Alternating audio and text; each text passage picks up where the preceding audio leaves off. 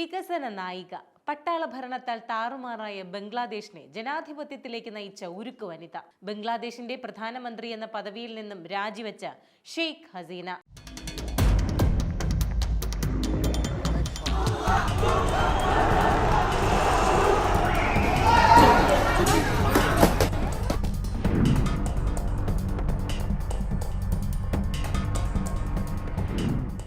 ബംഗ്ലാദേശിൽ സർക്കാർ വിരുദ്ധ പ്രക്ഷോഭത്തെ തുടർന്ന് പ്രധാനമന്ത്രി ഷെയ്ഖ് ഹസീന രാജിവെച്ചതിന് പിന്നാലെ രാജ്യത്തിന്റെ നിയന്ത്രണം സൈന്യം ഏറ്റെടുത്തു. രാജ്യത്ത് ഉടൻ ഇടക്കാല സർക്കാർ രൂപീകരിക്കുമെന്ന് Bangladesh chief of army staff വേക്കർ Usman പ്രഖ്യാപിച്ചു. എല്ലാ രാഷ്ട്രീയ പാർട്ടികളെയും ഉൾപ്പെടുത്തിയാകും ഇടക്കാല സർക്കാരെന്നും സൈന്യം അറിയിക്കുന്നു. 1947 സെപ്റ്റംബർ 28 ഒരു പെൺകുഞ്ഞ് കിഴക്കൻ പാകിസ്ഥാനിൽ ജനിക്കുന്നു. ബംഗ്ലാദേശിന്റെ പ്രഥമ രാഷ്ട്രപതിയായിരുന്ന മുജീബുർ റഹ്മാന്റെ മകൾ. 1971 സ്വാതന്ത്ര്യം നേടിയ ബംഗ്ലാദേശിന്റെ രാഷ്ട്രപതിയായിരുന്നു അദ്ദേഹം.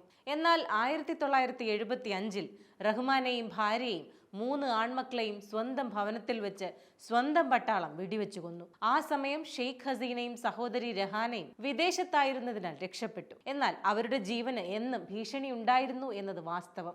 സ്വന്തം മണ്ണിലേക്ക് മടങ്ങിയെത്താനാവാതെ ഇന്ത്യയിൽ അഭയം നേടി. എന്നാൽ 1981 തന്റെ രാജ്യത്തേക്ക് മടങ്ങിയെത്തുന്നു. പിതാവ് സ്ഥാപിച്ച അവാമി ലീഗ് പാർട്ടിയുടെ സാരഥിയായി തെരഞ്ഞെടുപ്പിലൂടെ ബംഗ്ലാദേശിന്റെ ഭരണത്തിലെത്തി. ജനാധിപത്യത്തിന്റെ ഏറ്റവും ശക്തിയായി നിലകൊണ്ടു. പലതവണയുണ്ടായ ആക്രമണങ്ങളെയും അതിജീവിച്ചു. ഏറ്റവും കൂടുതൽ കാലം ബംഗ്ലാദേശിന്റെ ഭരണാധികാരിയായി. വികസന നായിക എന്നറിയപ്പെടുമ്പോഴും സ്വേച്ഛാധിപതി എന്ന വിശേഷണവും ഉണ്ടായിരുന്നു. മുൻ പട്ടാള മേധാവിയുടെ ഭാര്യയായിരുന്ന ഖാലിദ സിയയുമായിട്ടായിരുന്നു ആദ്യകാല പ്രവർത്തനങ്ങൾ. 1991 നടന്ന പൊതു തിരഞ്ഞെടുപ്പിൽ ഹസീന പരാജയപ്പെട്ടു.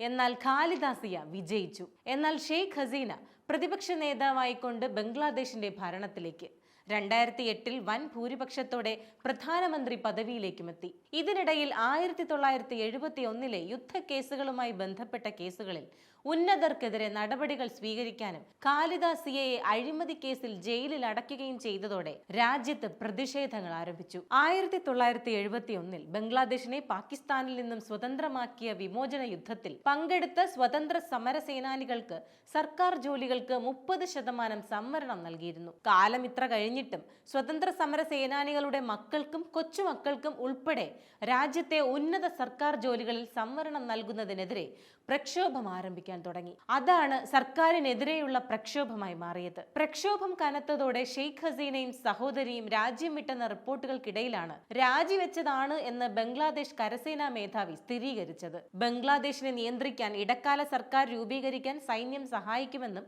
കരസേനാ മേധാവി പറഞ്ഞു. പ്രസിഡന്റ് മുഹമ്മദ് ഷഹാബുദ്ദീനുമായി ചർച്ച നടത്തിയെന്നും ജനങ്ങളുടെ ജീവനും സ്വത്തും സംരക്ഷിക്കാനും എല്ലാ ഉത്തരവാദിത്തങ്ങളും സൈനിക മേധാവി അറിയിച്ചിട്ടുണ്ട്. പ്രക്ഷോഭം അവസാനിപ്പിക്കണമെന്നാവശ്യപ്പെട്ട് വിദ്യാർത്ഥികൾക്കും കത്ത് നൽകാൻ ധാക്ക സർവകലാശാല പ്രൊഫസർ ആസിഫ് നസ്റിനോട് സൈന്യം ആവശ്യപ്പെട്ടു. ബ്രിട്ടനിൽ താമസിക്കാൻ അനുവാദം ലഭിക്കുന്നതുവരെ ഷെയ്ഖ് ഹസീന ഇന്ത്യയിൽ തുടരുമെന്ന് രാജ്യാന്തര മാധ്യമങ്ങൾ റിപ്പോർട്ട് ചെയ്തിരുന്നു. രാജിവെച്ച ശേഷം സൈനിക വിമാനത്തിൽ രാജ്യം വിട്ട അവർ ലണ്ടനിലേക്കുള്ള യാത്രാമധ്യേ യുപിയിൽ ഗാസിയാബാദ് ഹിൻഡൻ വ്യോമതാവളത്തിൽ ഇറങ്ങുകയായിരുന്നു. ബംഗ്ലാദേശിൽ 13,000-ഓളം ഇന്ത്യക്കാരുമുണ്ട്. അവർക്കുള്ള സംരക്ഷണത്തിനായുള്ള നടപടികൾ കേന്ദ്ര സർക്കാരും ആരംഭിച്ചു കഴിഞ്ഞു. 2024 ഓഗസ്റ്റ് 4 ഞായറാഴ്ച പൊലിഞ്ഞത് 13 പോലീസുകാരടക്കം 94 പേരുടെ ജീവൻ. പിറ്റേ ദിവസം 20 പേരുടെ ജീവനും പ്രക്ഷോഭത്തിൽ ഇല്ലാതായി. വിദ്യാർത്ഥികളായ പ്രക്ഷോഭകാരികൾ ബംഗ്ലാദേശ് പ്രധാനമന്ത്രി ഷെയ്ഖ് ഹസീനയുടെ വസതി കൂടി വളഞ്ഞതോടെ അവർ രാജ്യം വിടുകയും രാജ്യത്തിന്റെ നിയന്ത്രണം സൈന്യം ഏറ്റെടുക്കുകയും ചെയ്തു. എന്നാൽ അഭയം നൽകണമെന്ന അപേക്ഷ ബ്രിട്ടൻ തള്ളിയതായാണ് ഇപ്പോൾ ലഭ്യമാകുന്ന വിവരം.